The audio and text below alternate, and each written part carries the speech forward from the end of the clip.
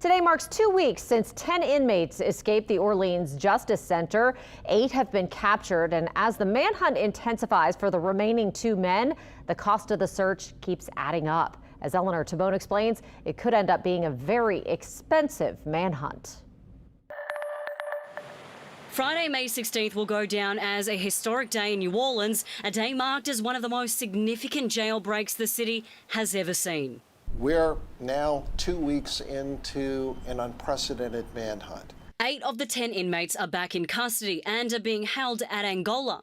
2 of them, Antoine, Massey and Derrick, however, are still on the run. There were 200 federal, state, and local law enforcement assembled on a task force to look for these 10 individuals. You've got the ATF, the FBI, US Marshals, State Police and NOPD pouring resources into this manhunt, with officers working overtime and these public funds being funneled in to what's become an around-the-clock search.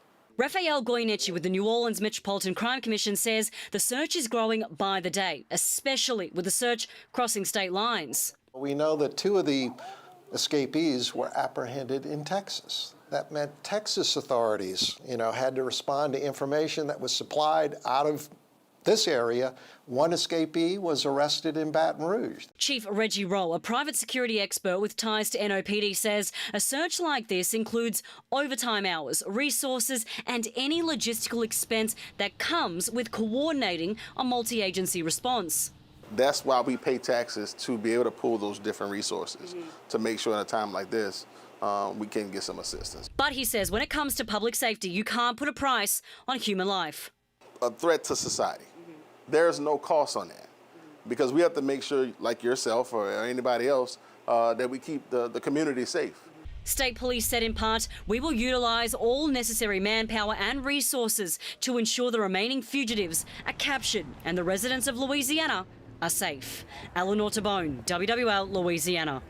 The Cantrell administration says any review of the NOPD's support in the manhunt would happen after the operation is finished.